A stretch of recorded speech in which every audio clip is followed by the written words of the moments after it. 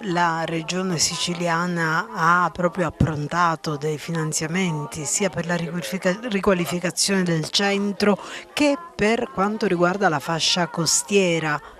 Sì, siamo riusciti, avendo presentato un progetto il 10 ottobre, siamo riusciti dopo 7 mesi di avere un finanziamento, ringraziando tutti, il Presidente Musumeci, l'assessore Cordaro, anche la nostra corbesana Mariella Ippolito, quindi si pensa che abbiamo già una covertura servizi giorno 9 al commissario del sesso idrologico Croce per cercare di stabilire alcuni criteri. Spero e farò la battaglia che i lavori almeno per le barriere, per fermare l'erosione, inizieranno entro novembre, anche perché sempre meteo permettendo giustamente fermare l'erosione e poi cerchiamo di programmare e migliorare passo dopo passo Era Creamino, perché c'è tanto da lavorare.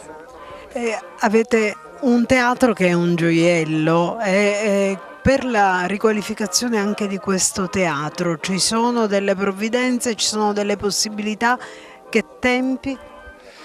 Per quanto riguarda questa zona archeologica, qualche mese fa si è fatta un'adozione all'Assemblea regionale con il deputato Di Caro in cui mi ha telefonato e mi ha invitato.